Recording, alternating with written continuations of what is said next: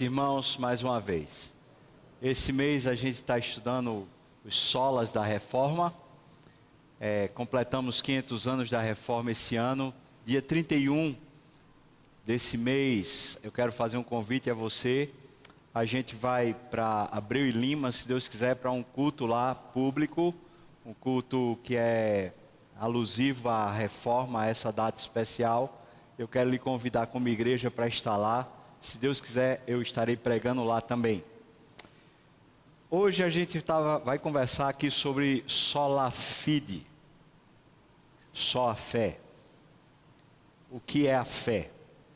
E na perspectiva bíblica, como a fé é aplicada à nossa jornada. Povo brasileiro aparentemente é um povo que tem fé. Ou tem crendice? O que é que você acha? Nós somos um povo de fé ou somos um povo místico? Há uma distinção e precisa ser feita isso, não apenas para a nossa razão, mas sobretudo para a nossa caminhada. Por isso eu queria convidar você a abrir sua Bíblia, lá em Hebreus capítulo 12, nós vamos ler os 3 primeiros versículos para entender o que a fé é da perspectiva bíblica, não da perspectiva cultural, não da perspectiva sociológica, mas da perspectiva teológica bíblica. O que é que a fé é? Hebreus capítulo 12, desde o primeiro versículo até o versículo 3 apenas. E antes de ler, eu só quero lembrar ou dizer para aqueles que ainda não conhecem, mas para aqueles que conhecem, lembrar que o capítulo 12, ele é uma continuação do capítulo 11, onde é elencado as memórias na história de Israel, daqueles homens que viveram pela fé. E há uma narrativa, uma descrição simples, mas profunda, dizendo que a fé é a certeza das coisas que se esperam e a firme convicção de fatos que eu não consigo ainda ver. Então passa a descrever como homens viveram pela fé. E depois então, já que existem tantos exemplos, ele diz que muitos outros viveram pela fé, até que chega no capítulo 12, nesses versículos que vamos ler, versículos 1 a 3. Por favor, se a sua Bíblia é revista e atualizada, a versão como a minha, eu queria pedir para você ler comigo, para a gente ler a uma só voz. Vamos ler então? Portanto, também nós, visto que temos a rodear-nos tão grande nuvem de testemunhas, desembaraçando-nos de todo o peso e do pecado que tenazmente nos assedia, corramos com perseverança a carreira que nos está proposta, olhando firmemente para o autor e consumador da fé, Jesus, o qual, em troca da alegria que lhe estava proposta, suportou a cruz, não fazendo caso da ignomínia, e está sentado à destra do trono de Deus. Considerai, pois, atentamente aquele que suportou tamanha oposição dos pecadores contra si mesmo, para que não vos fatigueis, desmaiando em vossas almas. Vamos orar. Ó Deus, tenha misericórdia de mim que sou tão pecador, tão incapaz de poder pronunciar com significado a tua palavra. Que a tua presença aqui, o teu Espírito encontre espaço suficiente em mim e em nós para revelar a tua palavra para nós, Pai. Que o Senhor então abençoe cada um de nós aqui, por meio do teu Espírito, por meio da tua palavra, por meio da tua presença em nós, no nome de Jesus, amém e amém. Veja o que o texto diz: portanto também nós, visto que temos todos esses que viveram antes de nós, andando pela fé, temos uma proposta, uma carreira proposta para ser seguida. E a nós, a proposta da fé, ela ainda é mais clara do que aqueles que são descritos no capítulo 11 de Hebreus. A proposta da fé é basicamente a que Jesus deu aos seus discípulos quando disse: se alguém quiser vir após mim, dia a dia, negue-se a si mesmo, tome a sua cruz e siga-me. Basicamente é você negar-se, tomar a cruz e segui-lo. E esse texto remonta essa chamada, essa vocação de Jesus nos mesmos aspectos. O texto então usa o exemplo passado, convocando o presente para fazer história. O presente para que pessoas que vivem no presente não se achem como se fossem menores ou incapazes de viver experiências tais como aqueles personagens bíblicos que nós lemos e falamos: meu Deus, como esses homens foram capazes de viver isso. O texto do capítulo 11, por exemplo, fala que Abraão foi capaz, pela fé, de subir uma montanha para sacrificar o seu filho, porque ele tinha certeza que Deus era capaz de ressuscitar seu filho dos mortos, porque Deus tinha chamado ele para sacrificar o filho, conquanto Deus tinha dado o filho a ele como sendo uma promessa para a posteridade. E como as duas coisas aparentemente não se encaixavam numa lógica humana, a fé entrava dizendo: eu posso crer que ainda que eu obedecendo a Deus mate meu filho, Deus vai ressuscitá-lo, porque a proposta de Deus para esse menino é para a posteridade, não é apenas para a vida dele aqui e agora. Pela fé, um homem chamado Moisés, que foi criado num palácio com riqueza, com saberes, com conhecimento, com prodígios, esse homem considerou as riquezas maiores desse mundo como sendo nada e até como sendo vergonhosas diante da sublimidade daquilo que Deus tinha proposto para ele, do conhecimento de Deus que tinha sido revelado a ele. Uma nova carreira, uma carreira mais sublime, uma carreira mais elevada do que simplesmente enriquecer ou ser nobre aqui na terra. Pela fé, o texto diz que um homem chamado Daniel, ele foi capaz de crer que Deus era suficiente para guardá-lo, ou mesmo para deixá-lo morrer, mas que ele não negaria a sua fé indo para uma cova de leões. Pela fé, ele diz que um homem chamado Abel ofereceu um sacrifício, ofereceu uma oferta que foi muito mais agradável a Deus do que o seu irmão Caim, não por causa da coisa em si que tinha sido ofertado, mas porque no seu coração a suficiência era a suficiência de Deus e não a suficiência do mérito humano.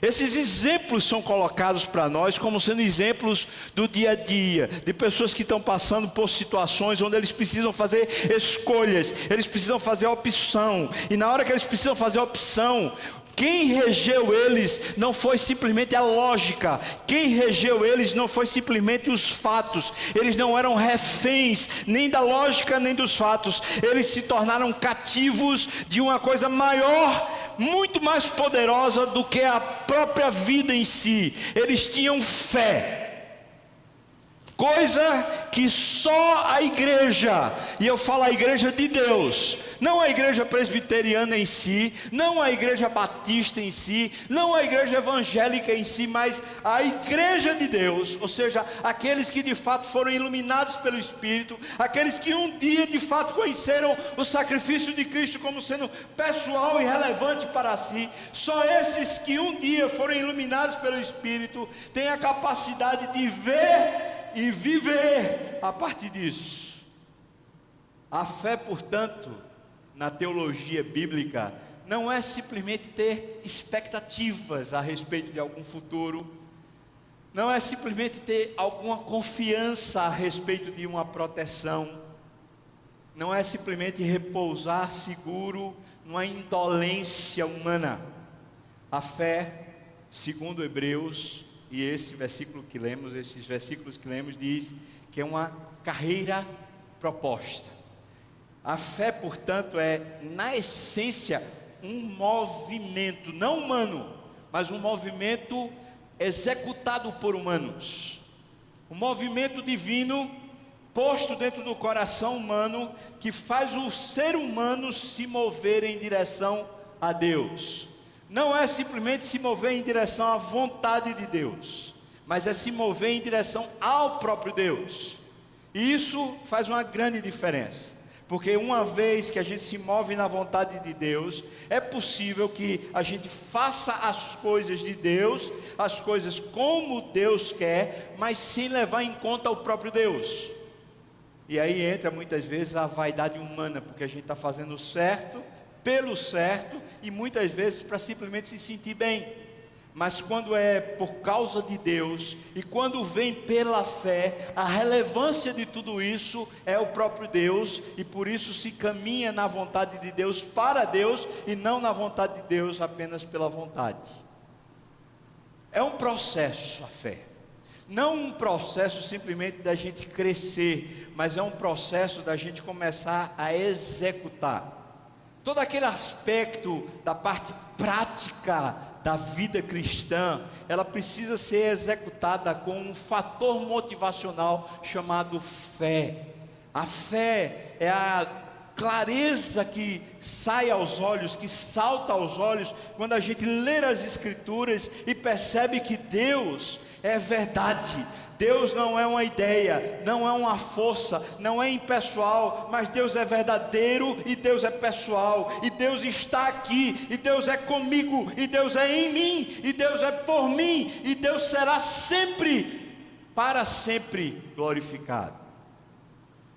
Quando Deus se torna esse Deus real, que pela palavra se revela a nós, existe um movimento dentro de nós que vai sendo desencadeado dia após dia, não mais pela vontade ou pela razão, mas essencialmente por aquilo que Deus é e por aquilo que Deus faz.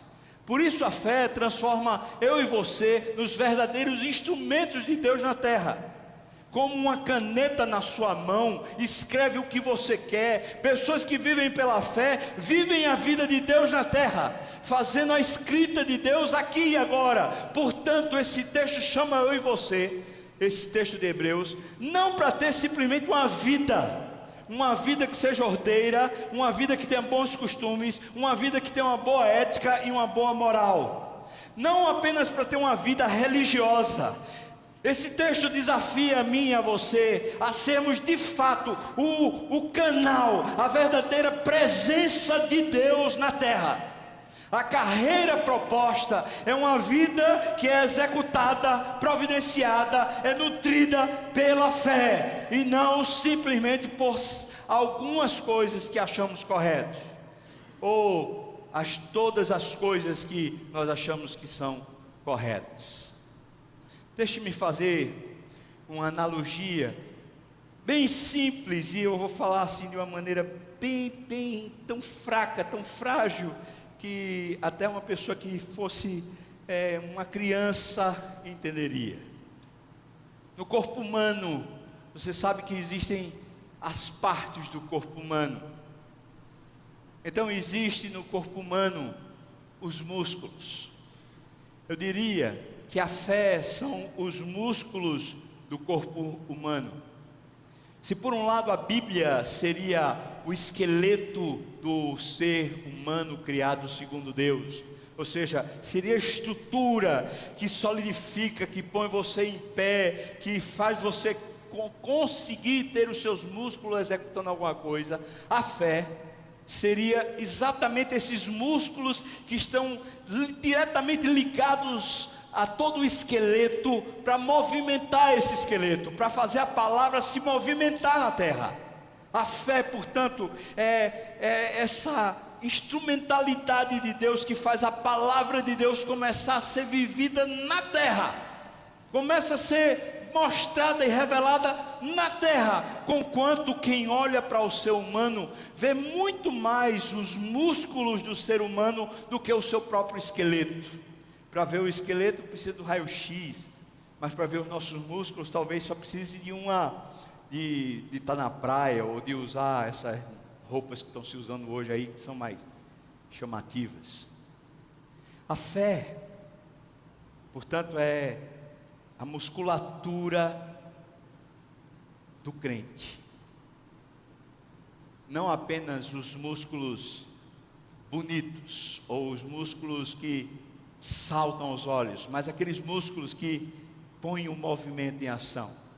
E a energia que vai suprir a musculatura, para fazer essa musculatura se mover, eu chamaria de a motivação que enche os músculos. A energia essencialmente seria a vontade de Deus, seria o que Deus quer, que supre essa musculatura. E quando essa musculatura está suprida de energia, ela movimenta a palavra em direção à vida.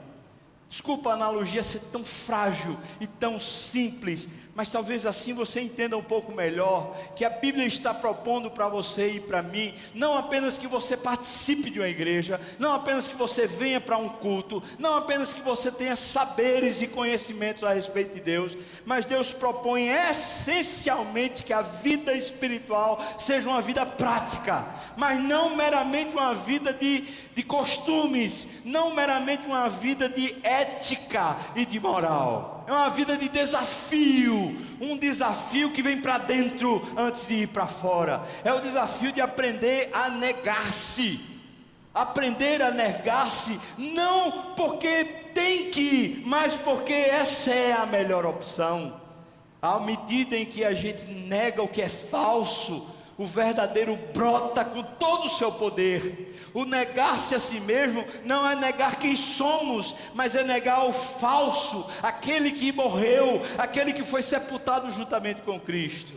Quando o falso que vivia em mim, aquele velho homem, ele é negado, então o que é de fato real, aquilo que Cristo fez em mim, me tornando a imagem de Deus, a imagem do Filho de Deus, o que de fato é verdade pode ser experimentado na vida de forma simples, sem precisar que a gente tenha algum nível de espetáculo, porque é simplesmente a vida de Deus sendo providenciada dia após dia, em tudo. Em todas as relações, em todas as conversas, em todos os pensamentos, em todas as histórias, em tudo. E na hora então que vem os desafios das escolhas, os desafios de sermos de alguma maneira decepcionados, de sermos de alguma maneira humilhados, na hora que os desafios vêm contra o nosso ego, alguém que pela fé já tem se promovido, ou já tem se provido dessa energia vital da vontade de Deus, ele está cheio de força e poder interiormente, para simplesmente não apenas aceitar que seja negado o seu velho homem, mas simplesmente corroborar com isso, ele mesmo negando-se a si mesmo e não deixando mais se enganar com as sutilezas da vaidade que habitava nesse velho homem. É uma proposta significativa e relevante, é uma carreira, é um caminho, não é simplesmente um saber, um conhecimento, não é uma ideia, não é meramente teologia, mas é se agarrar e viver, é fé. O que ele está dizendo, irmão, é que homens no passado não conheciam o sacrifício de Cristo como nós conhecemos.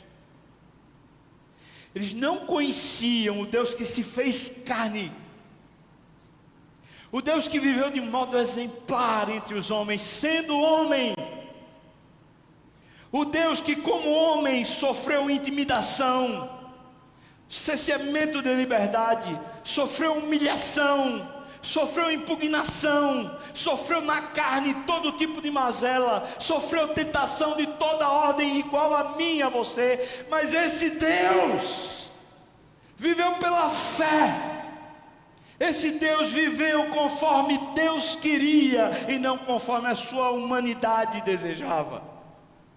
Esse Jesus, que é o Deus feito gente igual a mim e a você, esse Jesus serve como modelo e como proposta para a gente.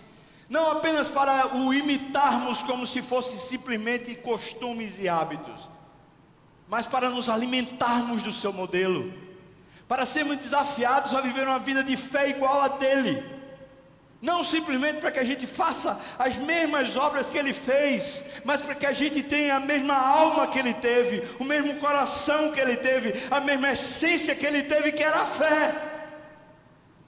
Por isso o texto diz que alguns que são movidos pela fé, tendo a carreira proposta, precisam basicamente olhar, mas com muita atenção, para esse que é o autor e o consumador da fé, para esse que entende o que é fé, porque ele nos seus dias, à medida que ele sofria as mesmas desventuras que eu e você sofremos, as mesmas decepções que eu e você sofremos, os mesmos problemas pessoais que eu e você sofremos, ele via com tanta clareza e naturalidade a vontade de Deus, que os seus músculos eram nutridos pela vontade de Deus, para assim realizar os feitos e a vontade de Deus aqui na terra. Jesus não era simplesmente, como muitos tentam justificar, ele fez isso porque era Deus. Eu não estou negando e nem quero negar 1 milímetro da divindade de Cristo. Cristo é Deus, mas o texto de Filipenses capítulo 2 nos revela essa essência. O texto de Filipenses capítulo 2 diz que ele, sendo Deus, não julgou como usurpação ser igual a Deus, antes a si mesmo se esvaziou. Ele esvaziou-se da sua divindade, para viver como homem, sujeito às mesmas coisas, as mesmas dificuldades que eu e você sofremos. Por isso, quando Jesus agiu como agiu, no meio da tentação foi vitorioso, nos desafios das frustrações ele simplesmente conseguia se conter e viver plenamente. Quando ele tinha que reagir forte, ele reagia pela fé e não simplesmente pela carne. Esse Jesus impetuoso numa hora, outra hora tão calmo e pacífico, esse Jesus que acalma a tempestade, acalma o vento, acalma o mar, esse Jesus que faz pesca milagrosa, esse Jesus que cura o cego, que cura o paralítico, esse Jesus que anda pelo deserto 40 dias e 40 noites, esse Jesus era homem, e é o exemplo de humanidade, de pessoas que podem viver pela fé. O que o texto está dizendo para mim e para você: olhe para Jesus como homem, conquanto ele seja Deus, mas olhe para Jesus como homem, e nunca mais justifique para você, Jesus fez o que fez porque era Deus. Porque ele não fez o que fez porque era Deus, ele fez o que fez porque ele tinha fé, ele é o autor e consumador da fé, tornando-se exemplo para mim e para você, de que a fé faz eu e você nos movermos no impossível, faz eu e você crermos no impossível, faz eu e você esperarmos em Deus, naquilo que Deus promete, naquilo que Deus é, muito mais do que o que a humanidade pode esperar. A fé é poder dentro de nós, é a força que abraça toda a teologia, são os braços que seguram tudo que Deus tem dado como bênçãos eternas para nós, é aquilo que põe os nossos pés firmes, em pé, sólidos, que nos faz caminhar no dia a dia, levantando com ímpeto para uma jornada de desafios na vida. É a fé que olha para tudo o que vem contra e diz: eu posso crer que Deus é comigo e que será por mim, porque Ele prometeu. Fé não deixa eu e você retroceder, mas não é retroceder na nossa vontade, é retroceder na vontade de Deus.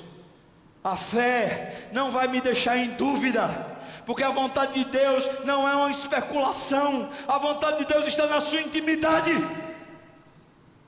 Porque a Bíblia diz para nós que a intimidade do Senhor é para aqueles que o buscam. A esses Ele dará a conhecer a sua aliança, o seu coração, as suas entranhas.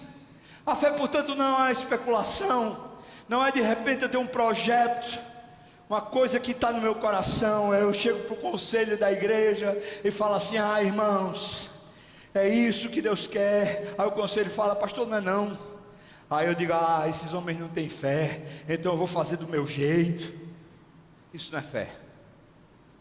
A fé está centrada na presença de Deus, na ação de Deus, no poder de Deus, agindo nos seus membros, agindo dentro de você.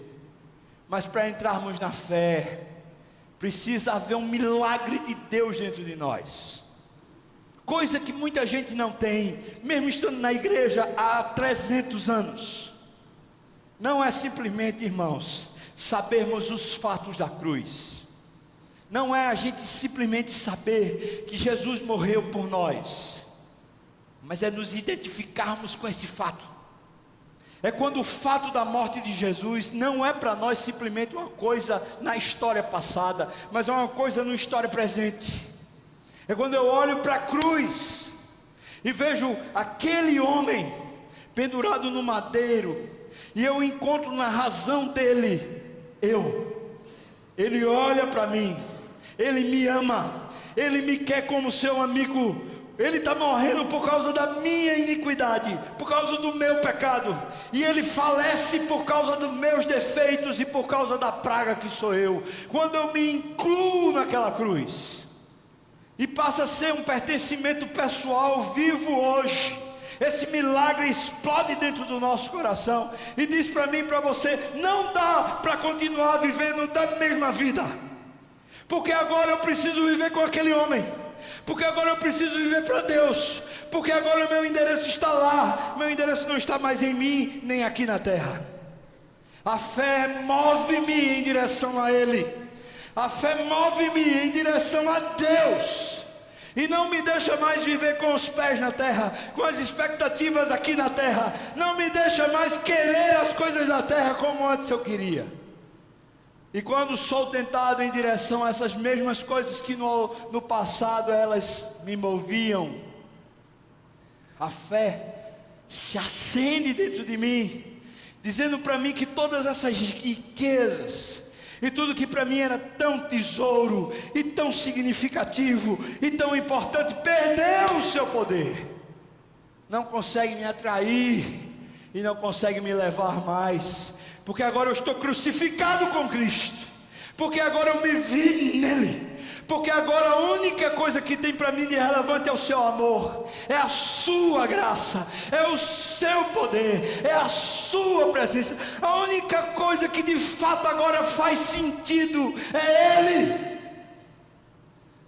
Não é receber mais dinheiro, não é ter um emprego melhor, não é ter uma família ajustada, não é ter isso ou qualquer coisa que queremos tanto, conquanto todas essas coisas sejam lícitas, conquanto nenhuma delas essencialmente seja pecado, conquanto Deus as providencie para nós inúmeras vezes, mas nenhuma delas mais é a nossa musculatura para viver.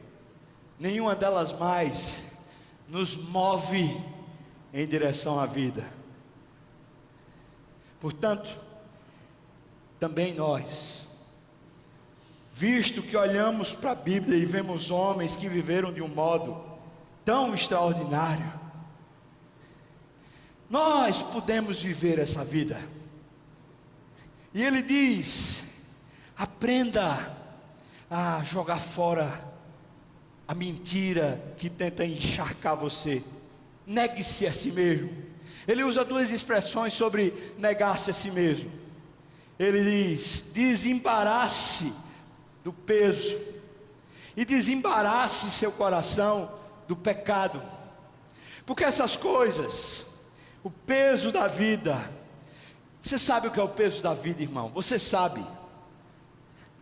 É quando as coisas enchem a nossa alma e a gente diz: eu não consigo mais, eu não tenho como carregar essa vida, eu não tenho como dar conta do meu filho, eu não tenho como dar conta do meu marido, eu não tenho como dar conta da minha esposa, eu não tenho como dar conta dessas contas que eu tenho para pagar, eu não tenho como dar conta do governo brasileiro, eu não tenho como dar conta de tanta corrupção, eu não tenho como dar conta de tanta injustiça, eu não tenho como dar conta, sabe, essas coisas que pesam em você, eu sei que pesam.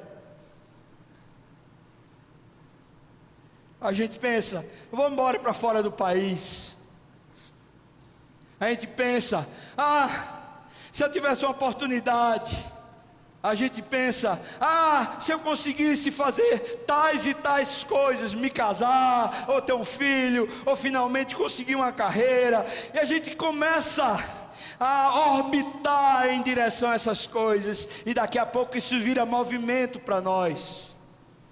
E quando vira movimento, já não vivemos mais pela fé, nós vivemos como qualquer ser humano na terra vive.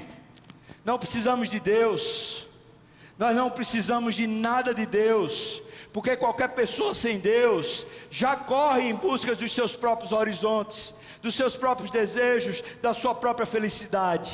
Qualquer ser humano desse planeta sem Deus, por mais sucesso ou por menos sucesso que ele tenha, ele continua correndo em direção aos seus próprios alvos. Mas pessoas que tiveram dentro de si um milagre de olhar para Cristo e ver em Cristo a si mesmo, sendo crucificado com Ele, eles brotam dentro de si uma energia propulsora, uma motivação existencial, um norte existencial, uma direção. Tudo isso é fé, porque é uma carreira proposta.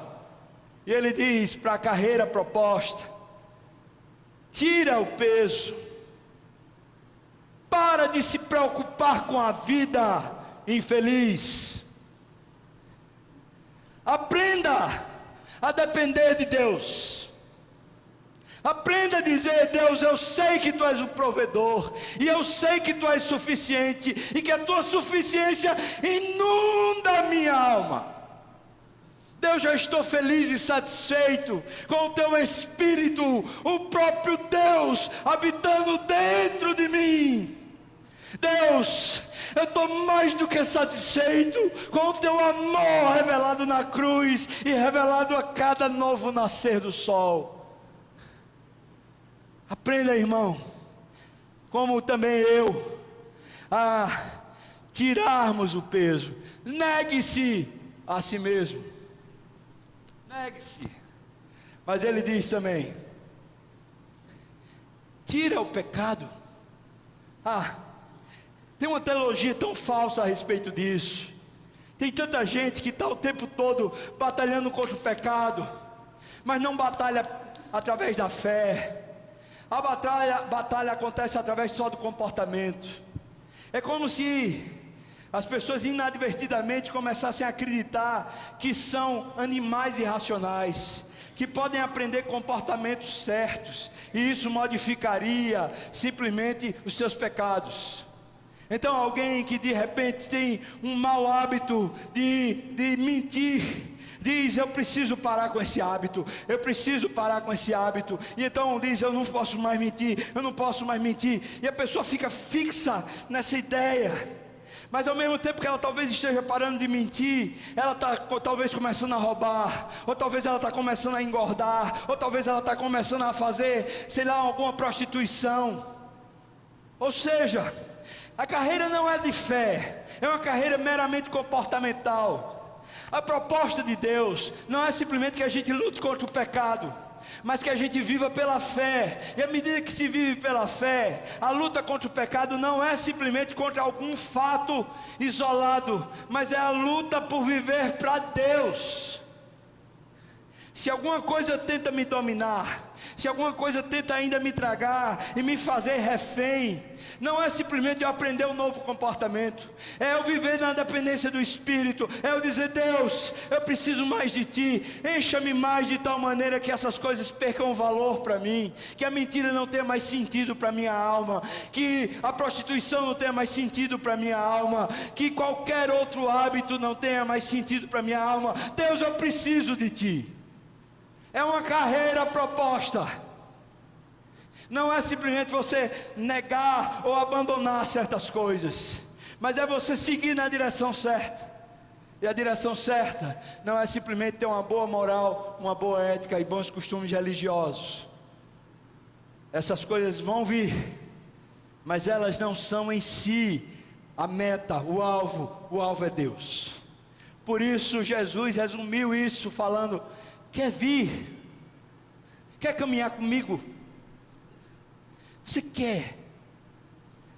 Discípulo, ou meu amigo amado, ou minha querida, você quer caminhar comigo? Negue-se. Aprenda a dizer para você mesmo: não vale a pena viver para mim, não vale a pena correr, me movimentar para mim, ganhar dinheiro, ter um nome, estabelecer padrões, estabelecer condutas, não vale a pena para mim. Negue-se. E o texto diz então: olha firmemente para o autor e consumador da sua fé, porque ele não fez caso da ignomínia. Às vezes eu fico chateado com os tradutores da Bíblia, porque quem aqui sabe o que é ignomínia? Só quem é crente há muito tempo. Mas se pegar uma pessoa aí comum do dia a dia, mesmo uma pessoa culta, olha e fala: ignomínia, que palavra é essa? Ele não fez caso da humilhação, da vergonha, dos maus tratos, daquilo que eu e você muitas vezes sofremos a vida toda, porque temos alguém para pisar no nosso calo, alguém para falar mal de nós, alguém para poder mexer com a gente, com as nossas entranhas. O texto está dizendo assim: esse Jesus, ele não fez caso disso. Ou seja, ele sofreu igual a você e a mim. Teve gente que olhava para Jesus e falava: isso é um charlatão. Teve gente que olhou para Jesus e falou assim: é um mentiroso. Teve gente que olhou para Jesus e falou assim: esse cara merecia morrer. Tinha gente que tinha desafeto com Jesus. Tinha gente que tentou humilhar Jesus publicamente. Jesus sofreu bullying. Jesus sofreu desmerecimento humano. Jesus sofreu absolutamente qualquer distrato que eu e você possamos sofrer. Mas a carreira da fé olhava para isso e falava: eu estou vivendo para Deus, eu estou me movendo em direção a Ele. Que importa? O que importa? Eu estou na direção dEle, eu quero é Ele. Preste atenção. Ele não fez caso da ignomínia, e diz o texto que ele suportou, ou que ele foi fincado numa cruz. Por isso Jesus disse: se alguém quiser vir após mim, negue-se e tome a sua cruz. Agora, como você interpreta Jesus tomar a cruz? Para você, o que é a cruz de Jesus? Tá, você que é mais crente, ou que é crente há mais tempo, vai dizer: a cruz de Cristo é o seguinte: a cruz de Cristo é a morte dele no meu lugar. Joia! Mas pense direitinho. Tem a ver com você, claro, falamos disso no começo, mas pense direitinho em Jesus vivendo na terra, aqueles últimos 3 anos. Pense na meta dele. A meta dele era cumprir a vontade do Pai, e a vontade do Pai era a cruz. Como eu sei disso? Porque no Getsemane ele diz: Pai, a cruz é demais, Pai. A cruz não, Pai, a cruz não. Senhor, eu quero fugir desse cálice, eu quero fugir da cruz. E Deus mostra para Jesus que essa é a vontade de Deus, porque Jesus diz: mas não seja feita a minha vontade, seja feita a tua vontade. Eu tenho por muito tempo administrado isso dentro do meu coração, raciocinado e avaliado e meditado dentro das minhas próprias entranhas, dentro da minha própria motivação de vida. E tenho percebido paulatinamente que o ministério de Jesus não era curar, não era ensinar, não era pregar. O ministério de Jesus se resumia basicamente numa palavra: cruz. Porque todos esses fatos não passavam da cruz. Tudo isso era para se revelar na cruz. Tudo isso era o prenúncio da cruz. Ele nasceu e na sua manjedoura já tinha uma sombra de uma cruz. Ele veio, viveu para morrer na cruz. Portanto, Cruz é o ministério de Jesus, é a vida vivida para Deus, em toda a sua nuance, em todo o seu, na sua pujança, em todos os aspectos existenciais. Não existe mais você que é crente, eu trabalho para a empresa tal, tá, você trabalha no nome para aquela empresa, mas o seu trabalho é para Deus, ou não? Eu trabalho porque eu tenho que pagar as contas no final do mês. Você não trabalha para pagar a conta com quanto as pague e com quanto receba dinheiro para pagá-las, mas você trabalha para Deus, ou não? Ou não? Ou você trabalha para o seu nome ser exaltado, ou você trabalha para enriquecer, ou você trabalha para ter uma carreira que não a carreira da fé. A cruz é o ministério cristão. A cruz é a maneira prática, existencial, o movimento no dia a dia do serviço, onde a gente simplesmente aprende a morrer e viver para Deus. A cruz não é quando eu e você temos um fato na nossa vida. Alguém de repente assim, está casado e a sogra é uma pessoa muito difícil e fala, aquela sogra é minha cruz. Não, não é. Não é, filho, não é. Se fosse assim, a cruz de Jesus seria o diabo. E Jesus não disse que a cruz dele é o diabo. Preste atenção. De repente, você está numa jornada, e aí acontece, sei lá, uma desventura, e você é caluniado, e as pessoas põem você ao largo, e você é rejeitado, você fala, isso é minha cruz. Toda vez acontece isso comigo. Eu quero dizer para você, não é. Não é. Se fosse assim, Jesus teria chamado cruz, quando chamaram ele de Belzebu. E ele não disse, essa é minha cruz, não disse. Preste atenção, irmão. O cálice que ele tinha para beber estava em cada ato da sua vida. Não estava apenas no momento final, mas em cada ato para o qual aquele momento final estava estabelecido. Jesus viveu pela cruz. Jesus nasceu para a cruz. A cruz era a sua própria vida. Ele nasceu para morrer. E se eu e você não entendemos isso, nós achamos que a cruz é como se fosse um aspecto da nossa existência, e não como sendo toda a existência que é humana. Na linguagem de Tiago muitas vezes é animal, na linguagem de Tiago é muitas vezes demoníaca, essa estrutura humana que tenta o tempo todo solapar a sua vida.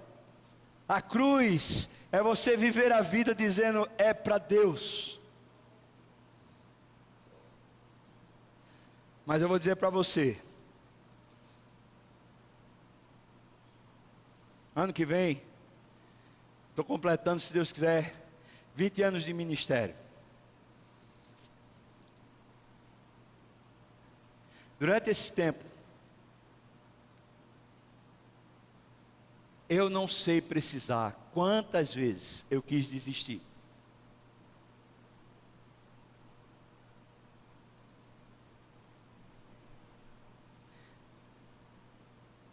Eu não sei dizer para você quantas vezes de joelhos, em lágrimas, eu disse para Deus, me tira disso. Eu não suporto mais. Senhor, olha, creia no que eu vou dizer, irmão. Eu pedi a Deus, me faça gari, Senhor. Me faça gari, mas não me deixe mais ser pastor. Sabe por quê, irmão? Porque enquanto a gente não entende que a gente está no lugar onde a gente está, e exercendo a função que a gente exerce para Deus, a gente acha que aquela função é para de alguma maneira dar dignidade para a gente, algum valor para a gente. E talvez você seja como eu, que faz o seu trabalho, você, mãe, cuida dos seus filhos e quer uma relevância através disso, quer que seus filhos de alguma maneira lhe dignifiquem. Talvez você, como mulher, no seu trabalho, você olha e fala assim, por que é que os homens ganham mais do que eu? E isso é como um espinho na carne, e fala assim, não está certo. Talvez você, homem, olha e fala assim: eu me esforço tanto, me dedico, mas nunca minha mulher está satisfeita. E você vai vivendo a vida, fazendo as coisas do dia a dia, e você vai dizendo assim: eu queria ter outra vida, eu não queria mais ter isso, eu não queria mais ter que fazer aquilo, eu não queria mais, porque você está vivendo para você. Não está vivendo para Deus. Não está. Porque alguém que vive para Deus, olhando para Jesus, diz: é a cruz. Como eu vou fazer caso da ignomínia? Como eu vou fazer caso dos descasos? Como eu vou ficar ainda achando relevante quando alguém me pisa, quando alguém me machuca? A vida é maior do que isso, eu vivo para Deus. Ou não, irmão? Ou não?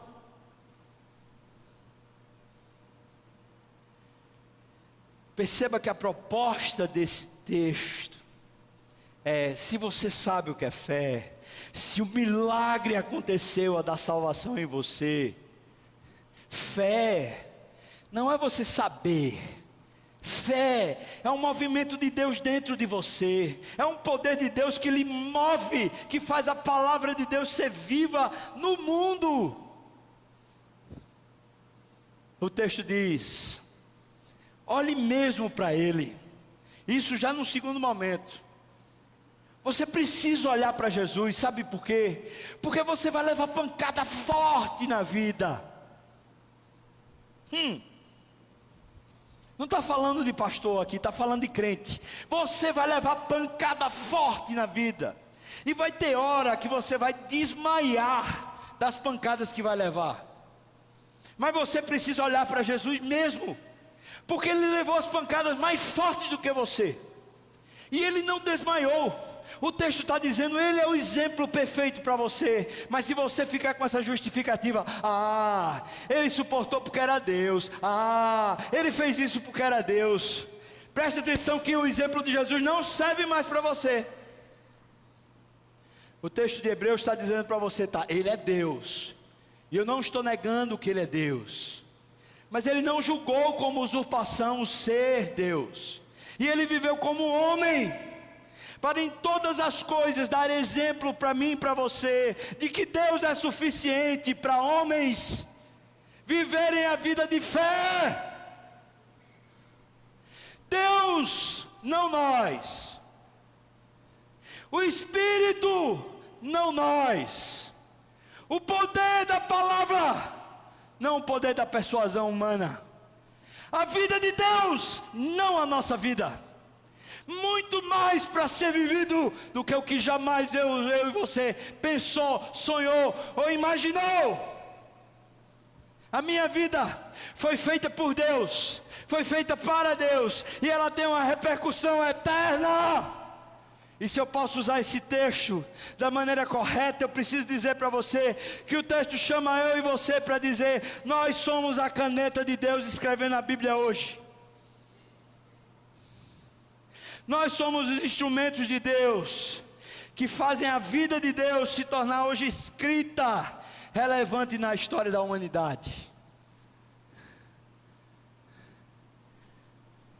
Fé, não uma ideia, muito menos um sofisma, não uma série de conhecimentos, nem um conjunto de metodologias. Fé não é uma cultura, fé não é um costume, fé não é comportamento. Fé é Deus habitando dentro de você e dando sentido para a sua vida. Fé é uma vida proposta para você, dizendo que nem olhos viram, nem ouvidos ouviram, nem jamais penetrou em coração humano o que Deus tem preparado para mim e para você, irmão. É fé. É fé, é pegar a palavra e dizer: meu alimento, é a minha vida, é a minha história, a vida de Deus é a minha agora. Por isso, O texto está dizendo: sai do banco, sai de assistir a fé dos outros acontecer. Ninguém da igreja de Deus tem direito de dizer: ah, é por causa da igreja, ah, é por causa do pastor, ah, é por causa dos presbíteros, ah, é por causa de não sei o quê. Ninguém na igreja de Deus, porque o que o texto diz para mim e para você é: portanto também nós, todos nós, sai do banco, sai de ficar assistindo, sai de ficar achando e falando, está na hora de viver. Há uma carreira proposta. Simples. Uma carreira proposta. Não de fazer coisas. Uma carreira proposta de depender de Deus em tudo e por tudo. Uma carreira proposta não de fazer jornadas, mas de negar-se por causa da vontade de Deus, por causa da presença de Deus, por causa do amor de Deus. Fé. Aprender a jogar fora o peso, confiadamente dizer para Deus: olha aqui, Senhor, eu não sei como resolver, eu não sei, não sou suficiente para nada disso, toma minhas causas. Fé. Hoje, quando a gente estuda sobre sola fide, a gente lembra, 500 anos atrás, que Martinho Lutero foi execrado, foi julgado, e que ameaçaram ele de morte, caso ele não negasse as Escrituras. E Martinho Lutero simplesmente, com muita confiança, falou: eu não posso negar, porque isso tem sido a minha razão de viver.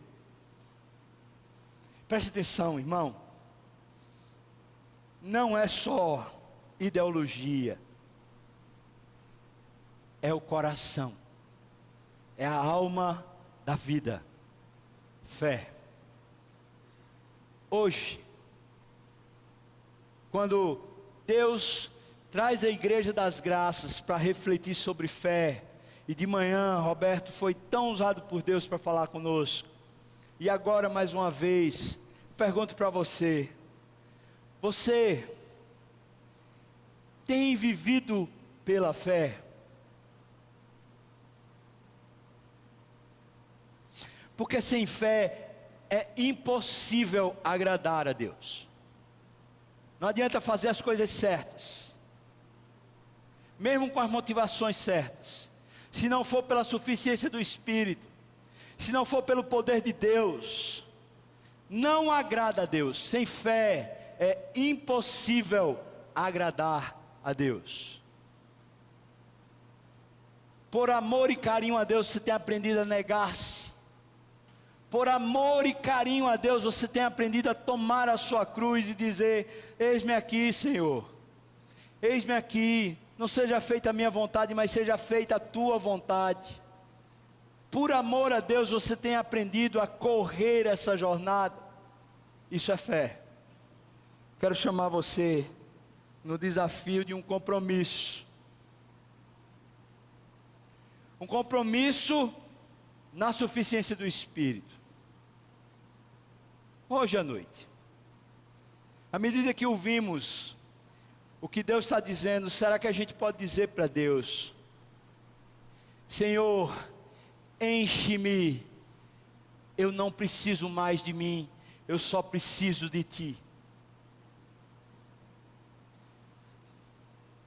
Desafio não é você sair daqui e dizer: agora eu vou, não. Desafio é: Senhor, eu não preciso mais de mim, eu preciso do Senhor, eu preciso do Teu Espírito enchendo a minha alma, me dando alegria da salvação e me dando renovo. Eu preciso é de Ti, Deus, não de mim. Eu não preciso fazer nada para Ti, Senhor, eu preciso que o Senhor em mim faça tudo. Desafio não é negar-se, mas é como aqueles discípulos um dia disseram para Jesus: Senhor, ajuda-nos na nossa falta de fé. Ajuda-nos.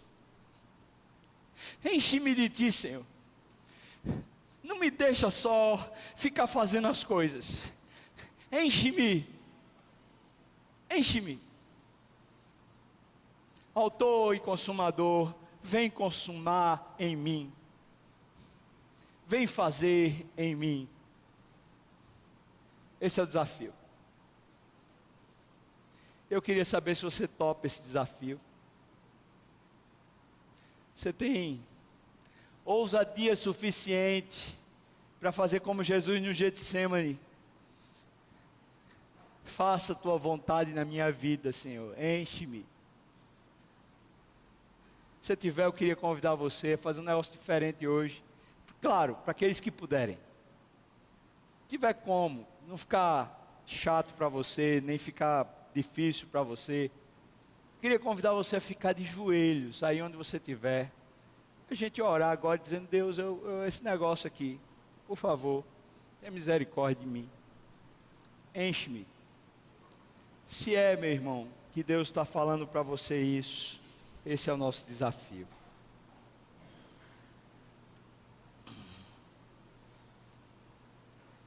Onde você estiver, e eu sei que de repente você não vai poder, talvez a roupa não ajude, talvez está com algum problema físico que lhe impeça, mas Deus também conhece seu coração, e talvez lá no coração você está mais do que de joelho, você está quebrantado. Eu queria dar um pequeno tempo para você falar com Deus e dizer para Deus o quanto você tem sido fraco. Fala com Deus aí.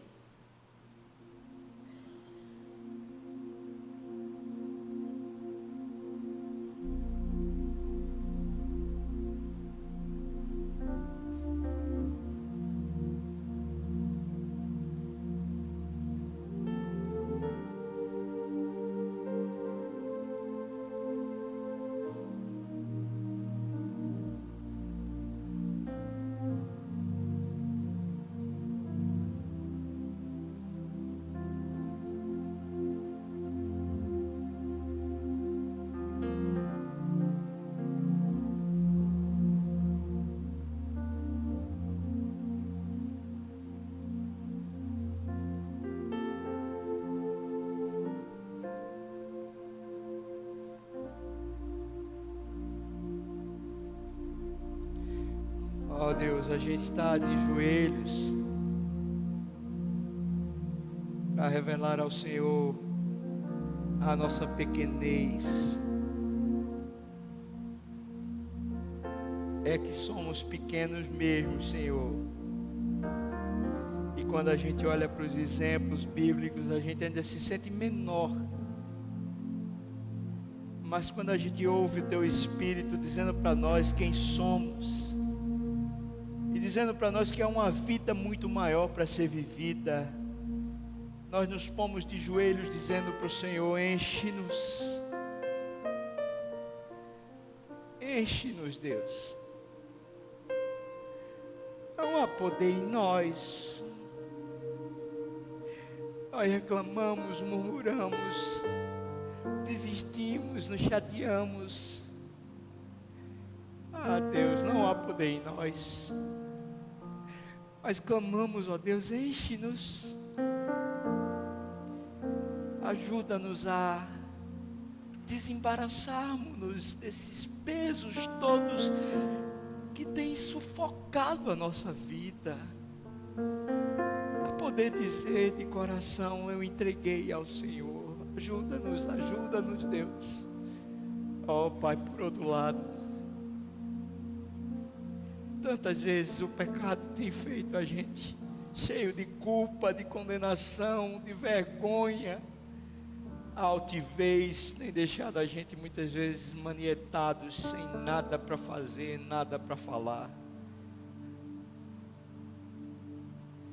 Oh, pelo Teu Espírito, ajuda-nos a correr em direção a Ti, a buscar o Senhor muito mais do que temos buscado, e a viver na plenitude do Espírito, abandonando os pecados, deixando para trás tudo que não é nosso, porque somos nova criatura, somos feitos em Cristo Jesus. Ó Senhor, ajuda-nos a tomarmos a nossa própria cruz, a olharmos para o ministério com contentamento de alma, dizendo para o Senhor: eis-me aqui, faça o que quiser de mim, eu sou uma caneta nas tuas mãos. Escreva a história, Deus, escreva a vida, Deus, mas usa-me, revelando a tua história, revelando a tua presença, revelando a tua vida, Deus, em nós. Usa-me, Senhor, usa-me na casa, com minha esposa, com os meus filhos, usa-me na igreja, com os meus amigos, meus irmãos, usa-me, Senhor, no trabalho, usa-me, Senhor, na vizinhança, usa-me, Senhor, em qualquer lugar, usa-me, não me deixa, Senhor Deus, ser instrumento de outra coisa que não do Senhor. Enche-nos, Deus, o que mais precisamos é de Ti, Autor da nossa história, Consumador da nossa vida, Dono de tudo. Toma-nos para a Tua glória. Nós oramos assim no precioso nome de Jesus. Amém.